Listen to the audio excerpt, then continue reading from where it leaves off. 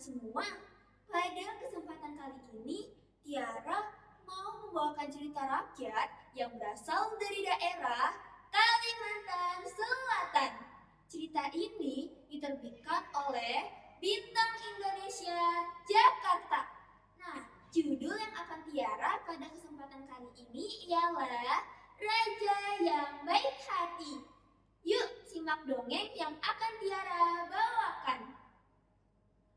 Pada zaman dahulu, hiduplah seorang janda dan anaknya yang masih kecil.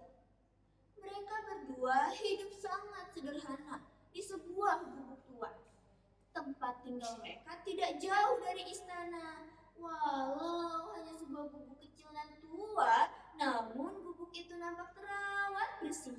Kayunya pun terbuat dari kayu-kayu pilihan yang pastinya kuat dan kokoh. Maka tak heran bila gubuk tua itu aman-aman saja berdekatan dengan istana. Mengapa? Karena gubuk tua itu sudah dianggap sebagai barang antik yang perlu dilestarikan.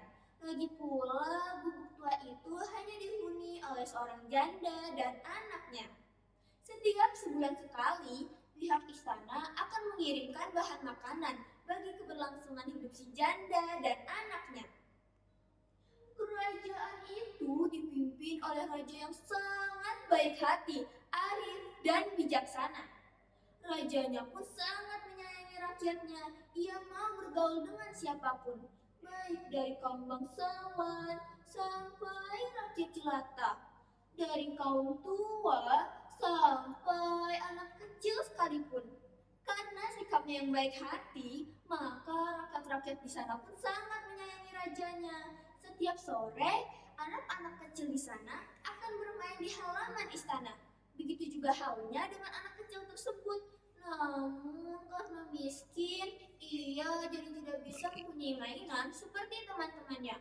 Anak itu hanya bisa mengandalkan seekor nyamuk yang diikat oleh benang. Kemanapun anak itu pergi, nyamuk itu akan selalu dibawa olehnya. Hingga pada suatu hari, karena terlalu asyik bermain, anak itu baru menyadari bahwa ternyata hari sudah hampir gelap. Karena takut dimarahi oleh ibunya, anak itu pun ingin segera bergegas pulang.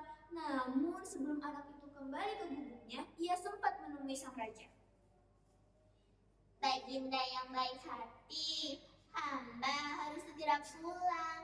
Sebab jika hamba pulang terlambat, pasti bunda hamba akan marah. Bolehkah hamba menitipkan nyamuk hamba di istana?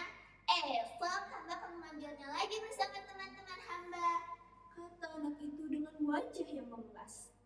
Wah, tentu saja boleh, nak. Kau bisa ikatkan nyamuk itu di tiang depan istana, ucap sang raja.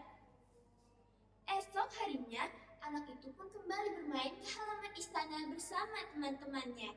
Namun sesampainya di sana, alangkah terkejutnya anak itu saat nyamuk kesayangannya sudah tidak ada di istana.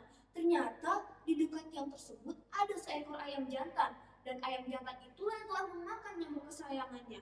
Anak itu pun segera melapor kepada sang raja. Baginda, nyamuk hamba hilang. Sepertinya dimakan ayam jantan milik Baginda, kata anak itu dengan sedih. Waduh, kalau begitu kau bisa ambil ayam jantan itu sebagai pengganti nyamuk yang telah dimakan olehnya, kata sang raja. Wah, terima kasih Baginda, kata anak itu dengan senyumnya yang gembira. Anak itu pun kembali bermain bersama teman-temannya. Namun saat anak itu sedang asyik bermain, ternyata ayam jantannya terlepas. Anak itu pun segera mencari-cari kemana ayam jantannya pergi. Dan ternyata ayam jantannya sudah pergi ke perkumpulan orang-orang yang sedang menunggu padi dengan lesu. Duk, duk, duk. Karena lapar, ayam jantan itu pun berusaha mematuk belir-belir padi yang berada di lubang lesung.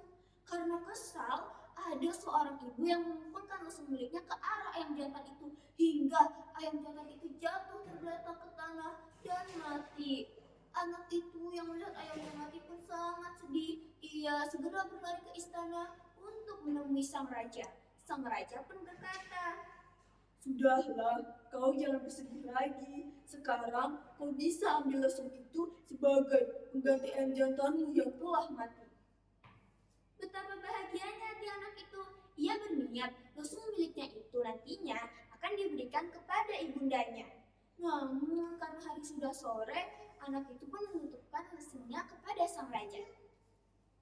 Kalau begitu, kau letakkan saja lesung milikmu itu di bawah pohon yang terdapat di halaman istana, ucap sang raja. Anak itu pun menuruti perintah sang raja. Ia segera menyandarkan lesung miliknya di bawah pohon yang terdapat di halaman istana. Esok harinya, anak itu pun kembali bermain bersama teman-temannya di halaman istana. Saat ia teringat lesung miliknya, anak itu pun segera ke halaman istana untuk mengambil lesung yang ia sandarkan di bawah pohon. Sesampai di sana, ternyata lesung itu telah patah, tertimpa buah nangka yang sangat besar. Anak itu pun kembali melapor kepada sang raja. Baginda, lesung hamba telah patah, tertimpa buah nangka yang sangat besar, kata anak itu dengan sedih. Wah, kalau begitu kau ambil saja buah nangka itu sebagai pengganti lesungmu yang telah patah, kata sang raja. Wah, terima kasih Baginda, tetapi hari sudah mulai malam.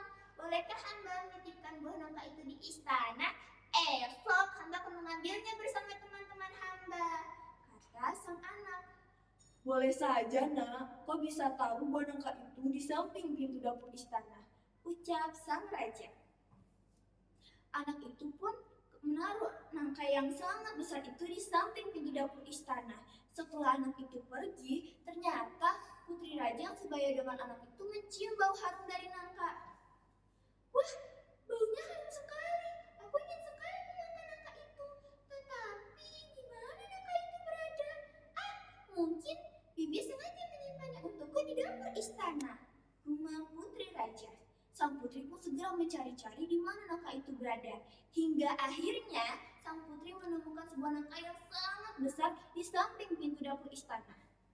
Wah, ini dia nangka yang aku cari-cari, kata sang putri dengan mata yang berbinar-binar.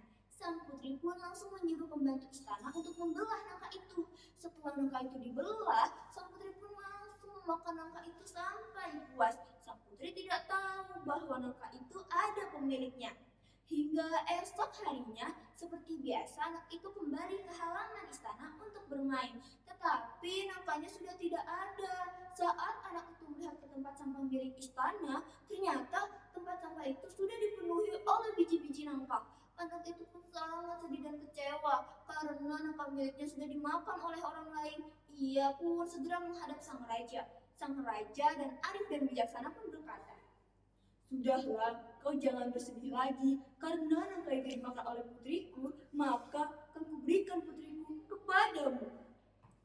Anak itu awalnya tidak mengerti perkataan sang raja karena masih terlalu kecil.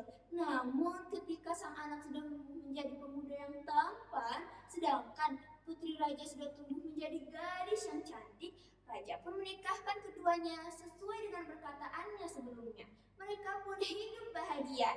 Sang ibu yang merupakan janda pun juga ikut dibayang ke istana. Itulah tadi dongeng yang berjudul Raja yang Baik Hati. Mohon maaf bila selama mendongeng Tiara banyak salah kata. Kalau begitu, Tiara pamit undur